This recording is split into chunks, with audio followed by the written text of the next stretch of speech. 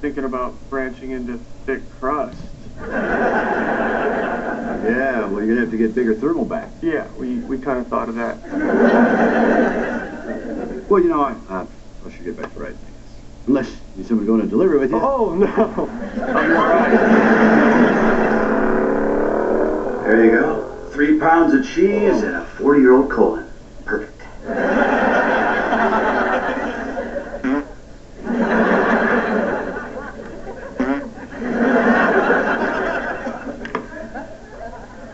Well, that worked.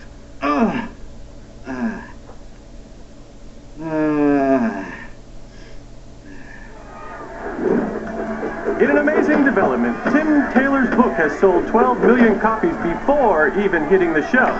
Now, on tomorrow's show, the man who wrote Man is going to teach us what it means to be a man and also make us better women for it.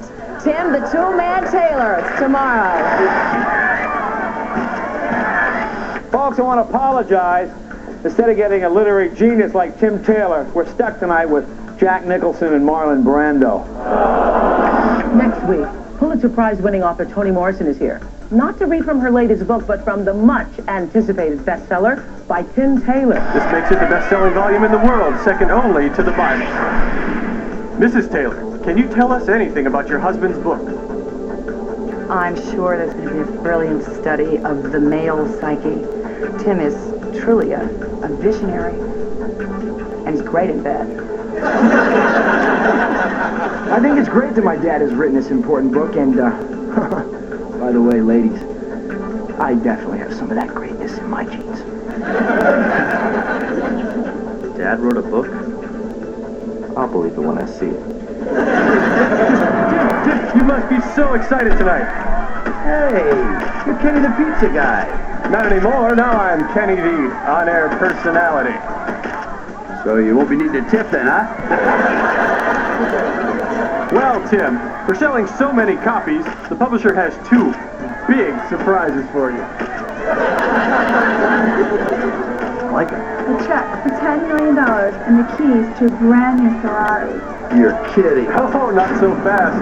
Before we let you drive away, you're going to have to read us a few passages from your highly anticipated book. Well, I'd love to, Kenny. Plenty of places for autographs here. Notes, personal notes, little letters you want to write yourself.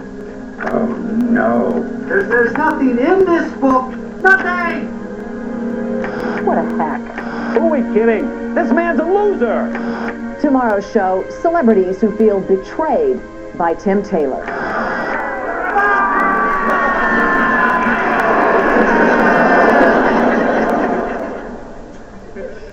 Oh. Oh. Coffee, Joe, Java. There's lots of it. Oh. Hey, Wilson, you're on a plate. What are you doing the old Studebaker? Change the oil, push the radiator, what? I'm just changing my oil. Then I'm going to wash my windshield. All right. What do you say to pop in a new motor, rebuild the transmission? Come? Well, no, thank you. My goodness, you're awfully peppy for this time of night. Peppy. Think peppy's just a male trait, or is it a universal trait for all people, all times, huh? Want some gum? All right, well, thank you, Tim. And if I might suggest it, you seem to be 3 sticks to the wind. No sticks, no wind, no nothing. I just drink a lot of coffee, a lot of coffee. See, I just got about 36 hours to finish 3 chapters of my book. Tim. Take a breath. Ooh. Now, how much writing have you actually gotten done? Well, a paragraph. Oh, I hope it's a good paragraph. Stinks. Maybe you're being too critical of your work. No, even the pizza guy hated it. Bear with me. I got a lot of good ideas up here in the old nugget. Just can't seem to get them to come down my neck, over the shoulder, through the arm, and into the hand. You know, it's odd. There's so much space between your index finger and thumb. There could be a lot more fingers right in there. Well, Tim, it sounds to me like you've got a classic case of a writer's block. What exactly are you trying to write about? Men. Who they are, what makes them tick. First I wrote that all men are predators. Well, that's a start. Yes, it's a start, but then I thought about Al's family. The only predator there is his mom. Then I wrote that all men are consumed with speed and power. And I thought about you. You still use a manual lawnmower. The rest of the month to speak a crank phone call. You know? Hey, Ever taken a bus? Well, you better give it back! You know, Tim, I'm reminded of the playwright George Bernard Shaw. He said the man who writes about himself in his own time is the only man who writes about all people and about all time. Nice car. What were you just saying? Well, I'm just saying that it's a daunting task to write about all men because no two men are exactly the same. You might be more successful writing about one man. Like that famous guy, Seymour Butts. Why even try? I know what you're saying. You should just write about me, Tim the Tool Man. Exactly. I'll give that a shot. Sure you don't want some gum? This is interesting, no gum. Mm-hmm. The origin of the word gum. Think about it. Think about it. Gumby was made of clay. Huh? Didn't call him Clayby, did they?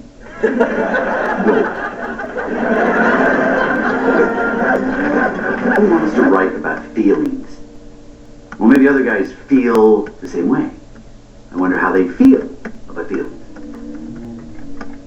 One chapter done.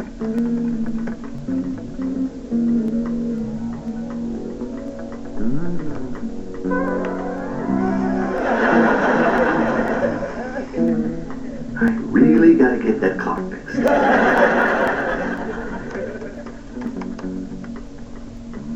Nothing's going to keep me from finishing this book.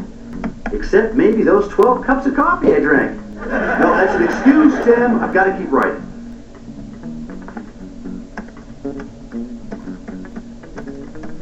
I have to finish this book so others have something to read in the bathroom. Which leads me to chapter 2. Men who read in the bathroom and the women who need to vent.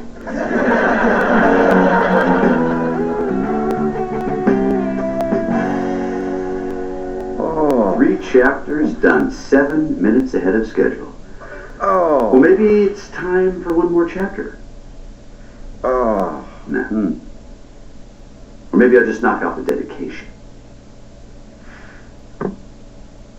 All right, this book is about men. It's for men, and it's dedicated to the...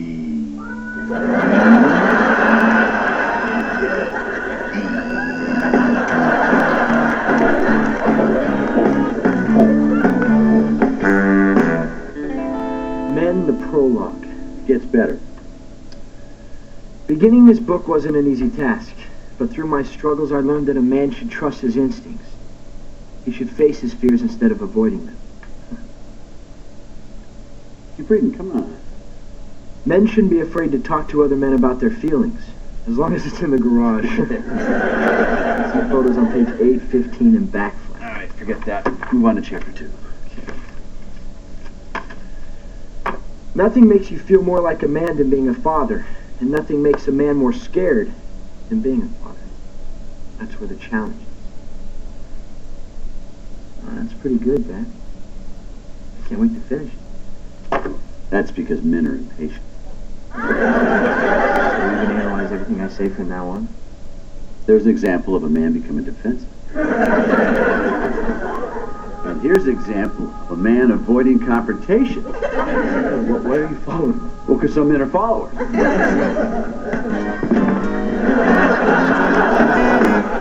We have a globally significant tool time today. I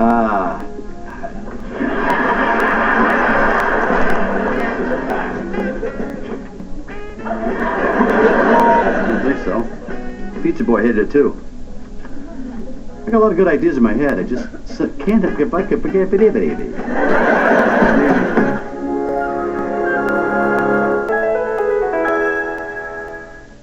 This program is brought to you by